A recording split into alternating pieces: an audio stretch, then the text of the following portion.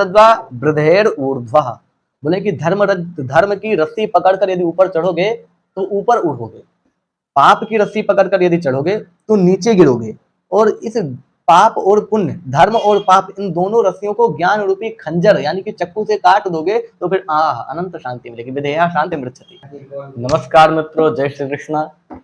गीता का पाठ चल रहा था, पाठ नहीं मतलब अध्ययन चल रहा था। पहले अध्याय तक हमने पढ़ा था पिछले 5 वीडियोस में, ठीक है, जिसमें हमने जाना पहले अध्याय में क्या हुआ। पहले क्या हुआ, संजय ने धृतराष्ट्र ने संजय से पूछा, ठीक है, मतलब युद्ध में क्या हो रहा है। कब पूछा, जब 10 दिन बीत चुके थे युद्ध में, तब पूछा, ठीक है। भीष्म पितामह बाणों की सैया पर लेट चुके थे, तब धृतराष्ट्र ने संजय से पूछा अब क्या हो रहा है, ठीक है। तो उन्होंने मतलब पूरा वृत्तांत बताया कि क्या हुआ, तो किसने कौन सा शंख बजाया, क्या कहते हैं।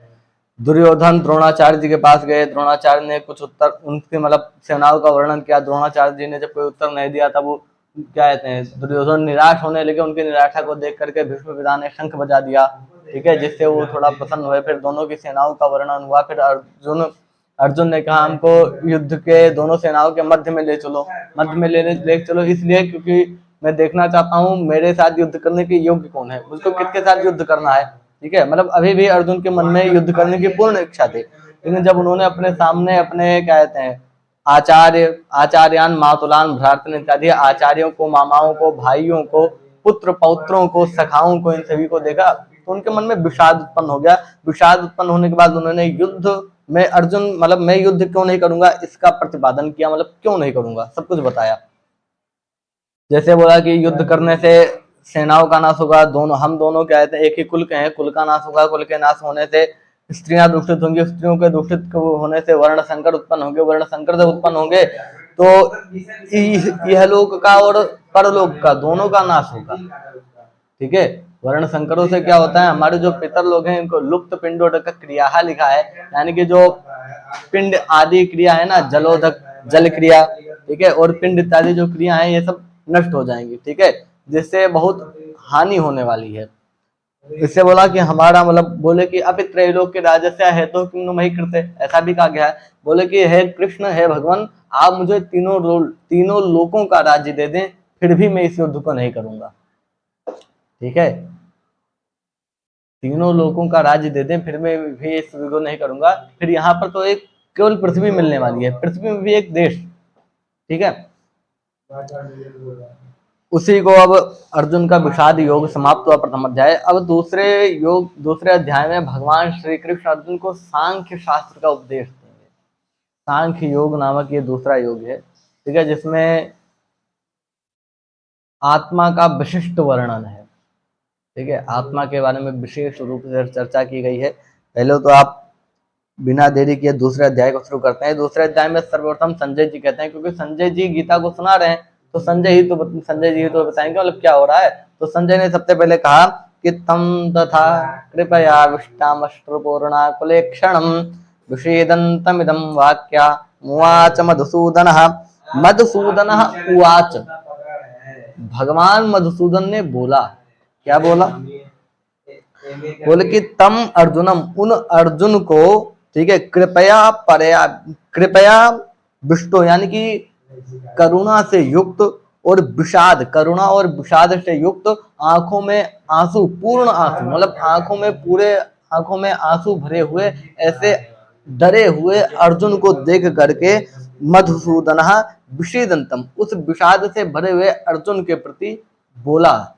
क्या बोला, अब देखो यहाँ पर इस श्लोक में पहली बार गीता में मधुसूदन शब्द का प्रयोग किया गया है।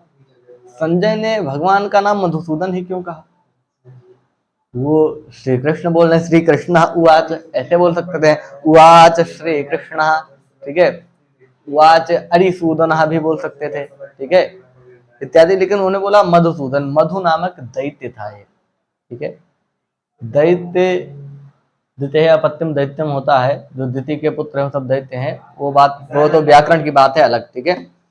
मधु नामक एक दैत्य था, उस दैत्य को मारने वाले ठीक है, मधुम सुदनतीति मधुसूदन, मधु नामक दैत्य का वध करने वाले मधुसूदन, ठीक है। अब मधु के क्या थे, एक असुर था, दुराचार दुर्प्रवृत्ति से युक्त था, ठीक है, अत्याचार करता था, कुकृत्य करता था, पाप करता था, ठीक है। और यहाँ पर अर्जुन के सामने कौन है, आपके पुत्र हैं, यानी कि धृतराष्ट्र के पुत्र हैं, वो भी क्या है, कुकर्मी है, पापी हैं, अत्याचारी हैं, ठीक है। पाप वो भी करते हैं, पाप मधु भी करता था, ठीक है। तो जिस प्रकार भगवान श्री कृष्ण ने उस अत्याचारी मधु का वध किया था, यानी कि भगवान असुरों के शत्रु हैं, जो पापी हैं उनके परम शत्रु हैं, उनके सूदक हैं, यानी कि उनका नाश करने वाले हैं। तो पापियों का नाश करने वाले मधुसूदन ने अर्जुन से कहा, ठीक है। मतलब कुल मिलाकर संजय ये धृतराष्ट्र जी को ये बताना चाह रहे हैं कि जिनके साथ भगवान मधुसूदन स्वयं हो, तो उपदेश देने के लिए, तो अर्जुन के मन में चाहे जितना विषाद आए, नाश तो होगा, युद्ध तो होगा, क्योंकि सामने पापी है और उस पापी को मारने वाला उनके सामने है, ठीक है। मान लो धृतराष्ट्र के सभी पुत्र, सारी सेनाएं क्या है, अन्न है, और भगवान अन्नाद है, ठीक है। अन्न को खाने वाला अन्नाद होता है, ठीक है। पुराण उपनिषदों में लिखा है, जब जीव ब्रह्म के पास जाता है तो कहता है कि अहम अन्नम अहम अन्नम अहम अन्नम, मैं अन्न हूँ, मैं अन्न हूँ, मैं अन्न हूँ।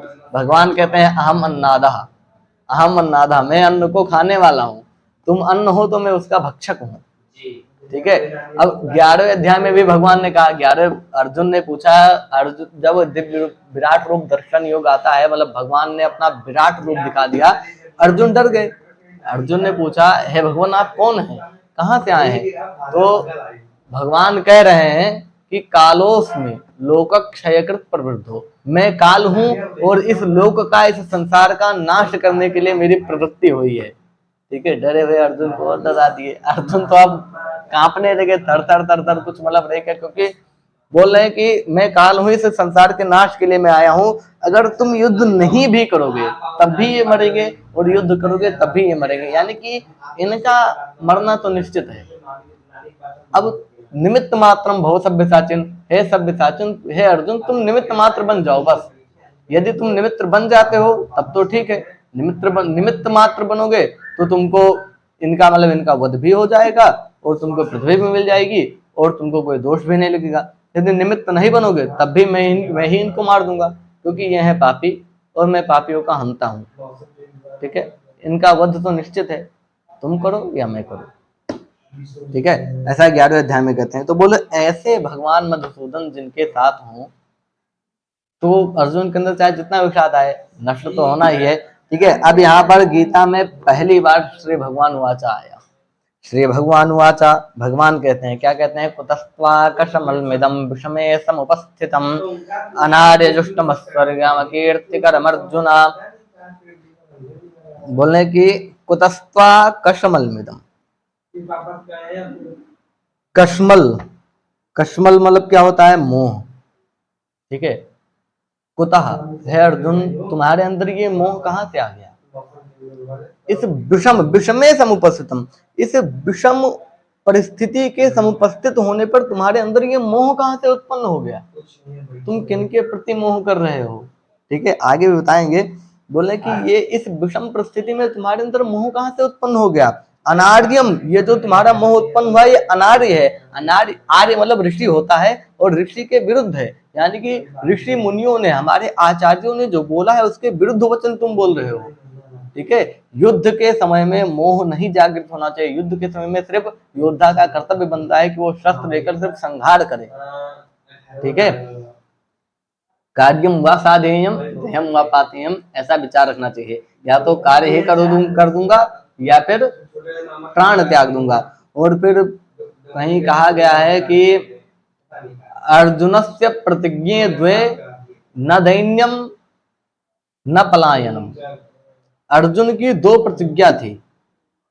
अर्जुन ने अपने जीवन में, मतलब महाभारत में ऐसा आता है कि अर्जुनस्य प्रतिज्ञा द्वे न दैन्यम न पलायनम, अर्जुन की 2 प्रतिज्ञा थी, ना तो शत्रुओं पर दीनता दिखाऊंगा, ना ही न पलायनम, ना ही युद्ध से पलायन करूंगा, ना ही युद्ध से भागूंगा, ठीक है। ना ही शत्रुओं पर दीनता दिखानी है, ना ही भागना है, ठीक है। यानी कि अंततः यही आ गया कि कार्यम वा साधेयम देहम वा पातेयम, या तो कार्य करूंगा या तो शरीर त्याग दूंगा। ऐसा क्या होना चाहिए, विचार होना चाहिए युद्ध के समय में।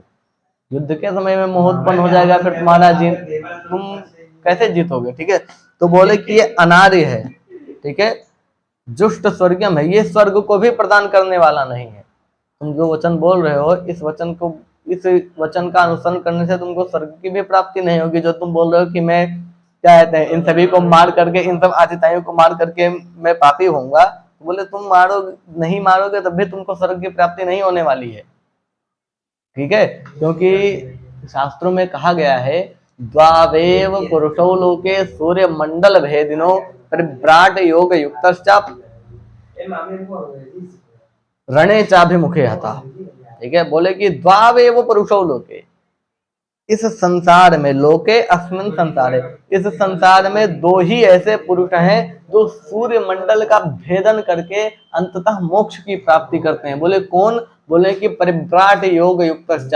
परिव्राट किसे कहते हैं, बोले कि परितः सर्वम त्यक्त्वा व्रजतीति परिव्राट, यानी कि सब कुछ त्याग करके जो चारों ओर घूमता रहे उसको परिव्राट कहते हैं। परिव्राट का सामान्य अर्थ है सन्यासी।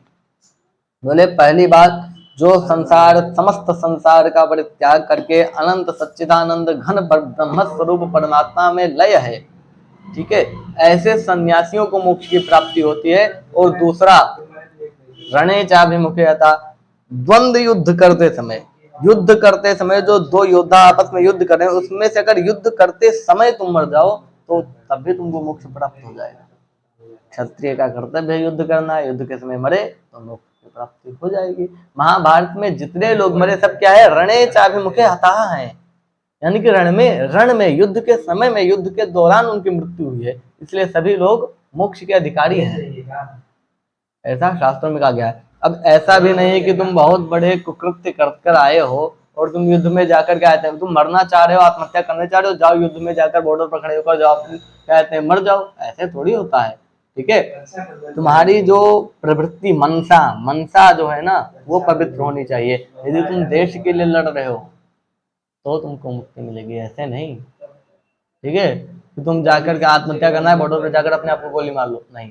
रणे चाभिमुखे हताः होंगे, उनको मुक्ति मिलेगी। ठीक है, जो सच में युद्ध कर रहे हैं और उसमें उनकी युद्ध के दौरान, युद्ध करते समय मृत्यु हो जाए तो उनको भी मुक्ति मिलती है, ऐसा शास्त्र कहता है। ठीक है, मैं नहीं कह रहा हूं। आगे फिर बोल रहे हैं अकीर्तिकरम अर्जुना। तीसरा, पहले बोले अनार्यम, ये अनार्य है। जो क्या, अस्वर्गम। ठीक है, अनार्य जुष्टम है, अस्वर्गम है, यानी कि स्वर्ग को भी प्रदान करने वाला नहीं है। और क्या है, अकीर्तिकरम, ये कीर्ति को भी बढ़ाने वाला नहीं है। तुम अगर युद्ध नहीं करोगे तो तुमको योद्धा कौन कहेगा, है? पूरे जिंदगी युद्ध करते रहे, मनुष्यों और असुरों को जीतने वाले अर्जुन महाभारत के युद्ध में भाग गए, इसलिए ये कीर्तिकर भी नहीं है, इससे तुम्हारी अकीर्ति फैलेगी। ठीक है, आगे फिर क्या कह रहे हैं भगवान, क्लैव्यमास्मगमः पार्था नैतत्तयुपपद्यते क्षुद्रम हृदय दौर्बल्यम त्यक्तोत्तिष्ठ परन्तप। बोल रहे हैं कि हे पार्थ, भगवान ने यहाँ पर अर्जुन का संबोधन के अर्थ में पार्थ कहा है। पार्थ पहले भी मैंने बताया था, कुंती का दूसरा नाम है प्रथा। ठीक है, कुंती का दूसरा नाम क्या है, प्रथा, और प्रथा के पुत्र को पार्थ कहा जाता है। ठीक है, तो भगवान श्री कृष्ण अर्जुन को पार्थ कहकर ये बताना चाह रहे हैं कि तुम मेरे बुआ के पुत्र हो। ठीक है, भगवान ने अर्जुन को पार्थ शब्द से बहुत बार, लगभग 38 बार पूरे गीता में संबोधित किया है। और पहला शब्द जो कहते हैं अर्जुन के संबोधन के लिए प्रयुक्त जो सबसे पहला शब्द वो पार्थ है, यानी कि सबसे ज्यादा बार प्रयुक्त किया। और दूसरा शब्द कौंतेय है, मतलब कुंती के पुत्र, और पहला क्या, पार्थ, प्रथा के पुत्र। दोनों में वो यही बताना चाह रहे हैं, जब भगवान अत्यंत करुणा कर अर्जुन से कुछ बोलते हैं तो उनको पार्थ कहते हैं। मतलब तुम भूलो मत, तुम मेरे शिष्य भी हो, सखा भी हो। शिष्य अभी नहीं है, शिष्य आगे श्लोक में बनेंगे। ठीक है, तुम मेरे सखा भी हो, बुआ के पुत्र भी हो। ठीक है, और अभी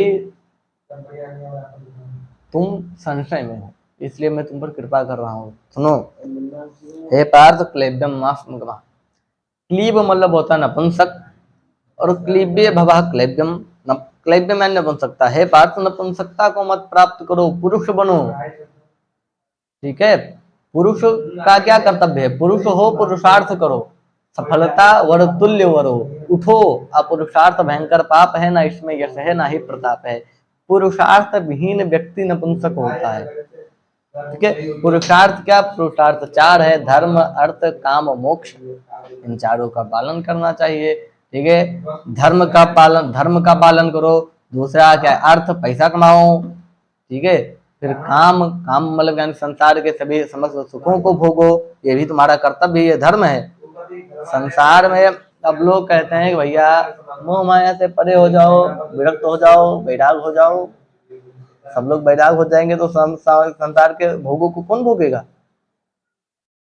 ठीक है, तो हमारा शास्त्र हमेशा संसार से विराग की बात तब आती है, वो एक बहुत उच्च श्रेणी है। ठीक है, जैसे कहना है कि धर्म सभी, अभी तो भगवान गीता में, संपूर्ण गीता में बताएंगे कि ये धर्म है, ऐसा इसका पालन करो, इसका पालन करो। अंत में बोलेंगे कि सर्व धर्मान परित्यज्य मामेकम शरणम भजा। सभी धर्मों का परित्याग करके तुम मेरे ही शरण में आ जाओ। पहले धर्म का उपदेश देंगे, लेकिन श्रेयस्कर क्या है? ठीक है, देखो धर्म को दो लोग नहीं मानते हैं। पहला जो मूर्ख होते हैं, दूसरा जो ज्ञानी होते हैं, और जो बीच वाले होते हैं ना, वो धर्म को मानते हैं। ज्ञानी कैसे नहीं मानते? उपनिषद कहता है, क्या कहता है? धर्म रज्वा प्रधेरोर्ध्वा पाप रज्वा प्रधेरधा उभौ ज्ञानासिना छित्वा विधेहा शांति मृच्छति। धर्म रज्वा वृद्धेर ऊर्ध्वा, बोले कि धर्म की रस्सी पकड़कर यदि ऊपर चढ़ोगे तो ऊपर उड़ोगे, पाप की रस्सी पकड़कर यदि चढ़ोगे तो नीचे गिरोगे।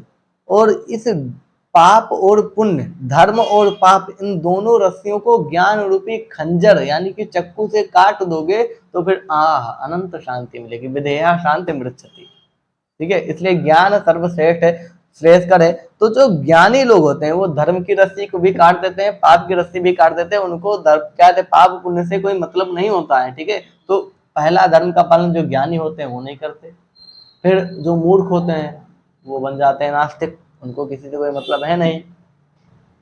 ठीक है, क्योंकि उनके अंदर ज्ञान नहीं होता, ज्ञान शून्य व्यक्ति है और ज्ञान वो लेना नहीं चाहते, इसलिए नहीं होता।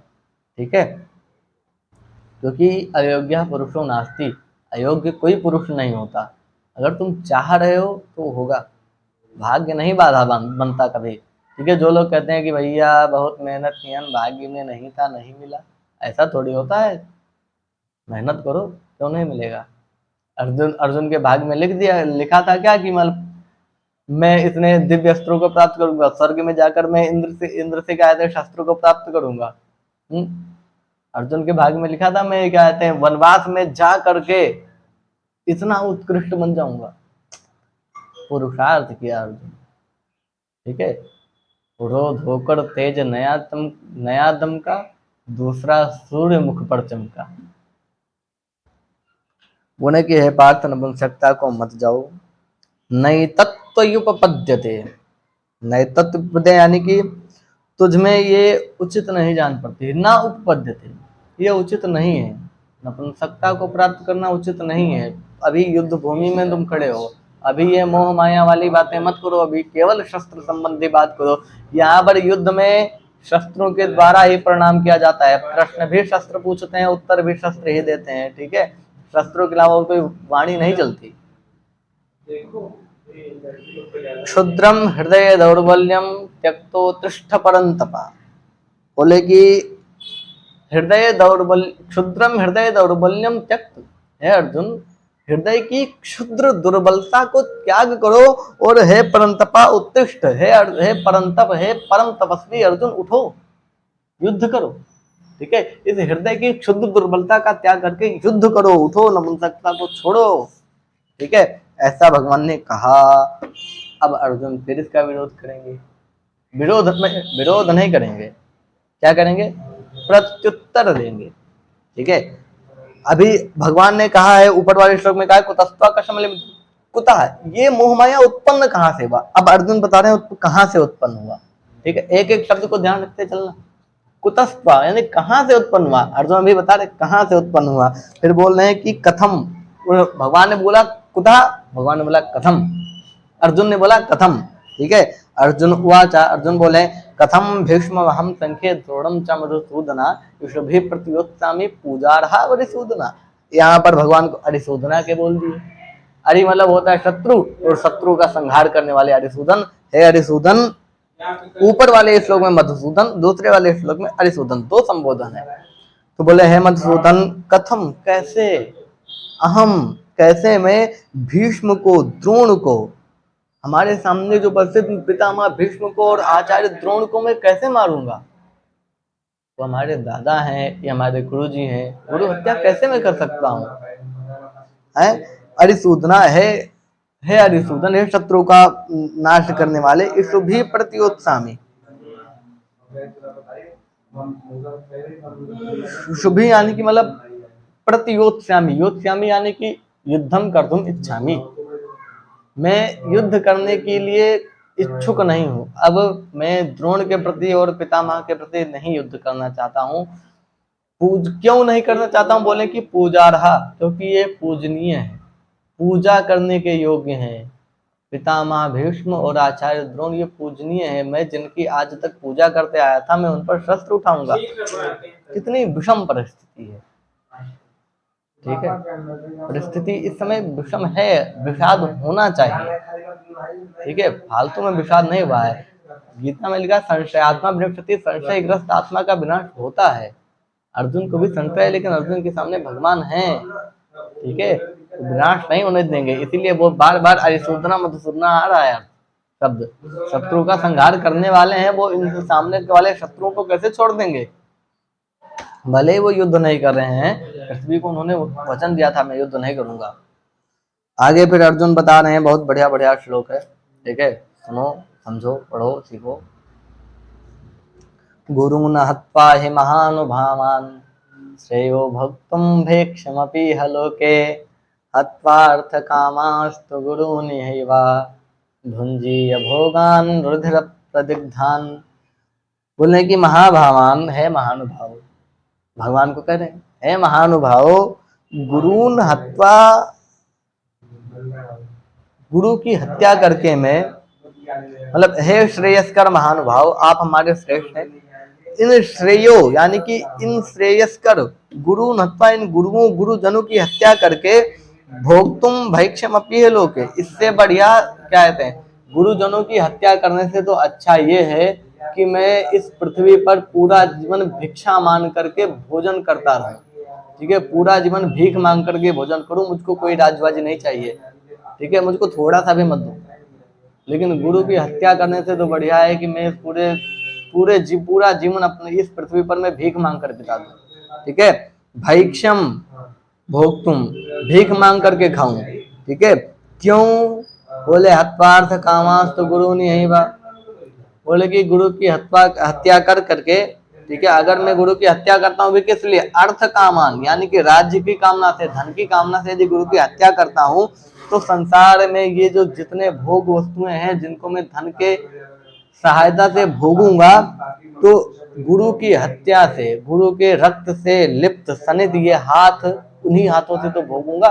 मतलब गुरु हत्या से, गुरु के खून से रंगे हुए इन हाथों से मैं संसार का भोजन करूं, इससे बड़ा ये है कि इन्हीं हाथों से मैं भीख मांग कर खा लूं। अच्छा कहा, क्योंकि गुरु ब्रह्मा है। ठीक है, आगे बता रहे हैं, न चैतद्विद्मः कतरन्नो गरीयो यद्वाजेम यदि वानो जयेयुः यानेव हत्वा न जिजीविषामस्तेव स्थिताः प्रमुखे धार्तराष्ट्राः। बोले कि न चैतद्विद्मः कतरन्नो गरीयो, न च एतद्विद्मः, हम लोग ये भी नहीं जानते हैं, जयेम यदि वानो जयो, हम लोग जीतेंगे भी या नहीं जीतेंगे। अच्छा, ये मतलब इतना समस्या, हम ये भी अभी निश्चित नहीं हुआ है कि ये युद्ध करने के बाद हम जीतेंगे ही या नहीं जीतेंगे।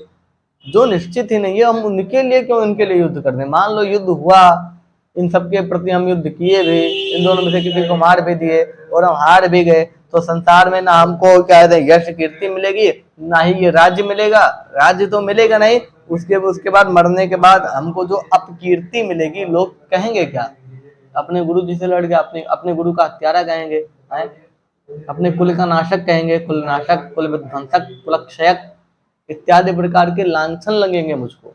और ये भी नहीं पता है जयम यजमानो जय हो, हम जीतेंगे अथवा ये लोग जीतेंगे।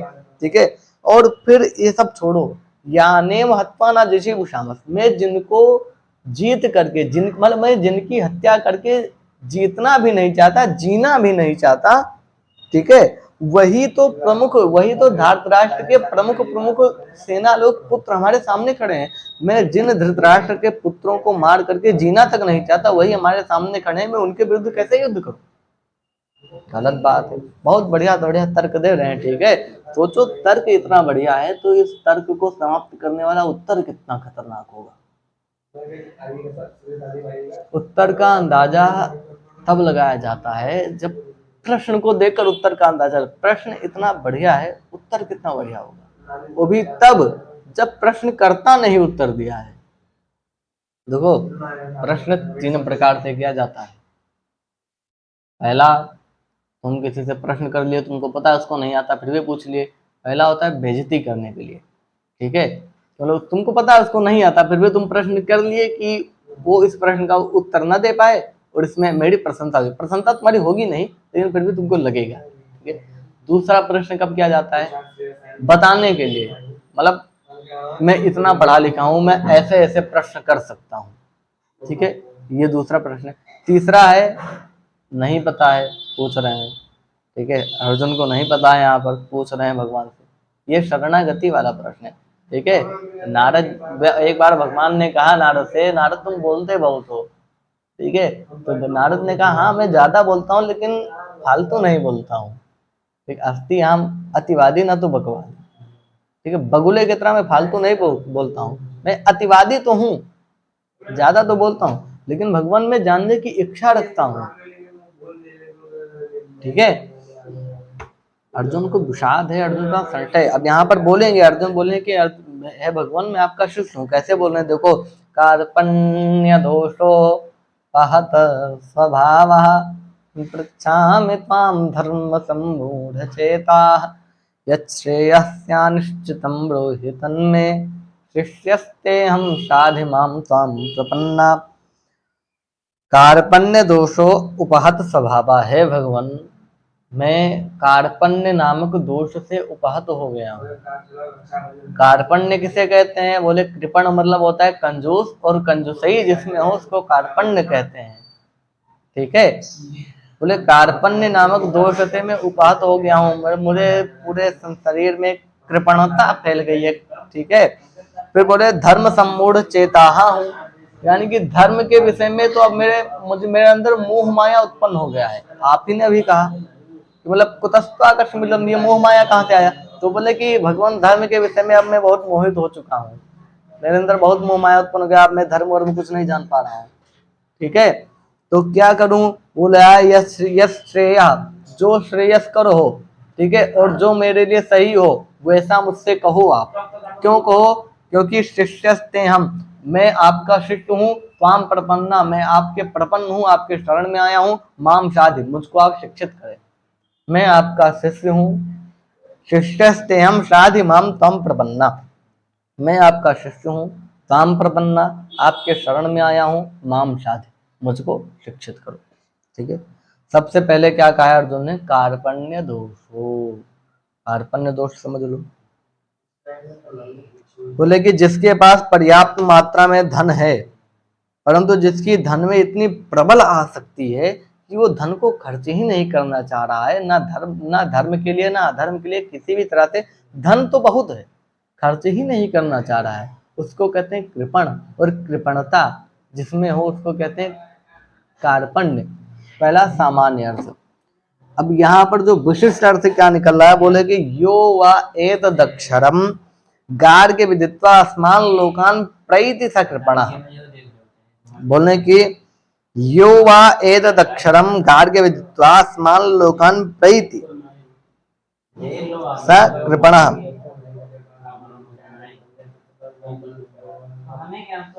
यो वा एतद अक्षरम, अक्षरम, अक्षर किसे कहते हैं? क्षर मतलब होता है नाश, अक्षर मतलब जिसका नाश ना हो। ठीक है, तुलसीदास जी कहते हैं, क्या कहते हैं? अक्षर ब्रह्म जीव अविनाशी। ब्रह्म क्या है? अक्षर है। जीव क्या है? अविनाशी है।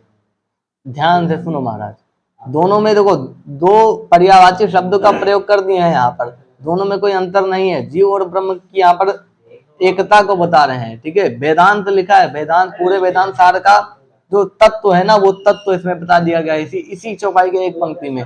बोले कि अक्षर ब्रह्म, जीव क्या है? जीव अक्षर है। अक्षर यानी कि जिसका विनाश नहीं होता, मतलब जिसका विनाश नहीं होता वो क्या है? ब्रह्म है। और जीव भी अविनाशी है, जीव का भी विनाश नहीं होता और ब्रह्म का विनाश भी नहीं होता, यानी कि जीव और ब्रह्म में कोई अंतर है ही नहीं। और वेदांत सार भी यही कहता है, क्या कहता है? कि सत्यम ब्रह्म जगत मिथ्या, सत्य ब्रह्म है और जगत मिथ्या है। जीव ब्रह्म ही बना पड़ा और जीव ब्रह्म ही है, कोई दूसरा नहीं है, यानी कि जीव ब्रह्म ही है, ये वेदांत कहता है। और तुलसीदास जी भी बोलती है कि जीव भी अविनाशी है और ब्रह्म भी अविनाशी है, दोनों अविनाशी है।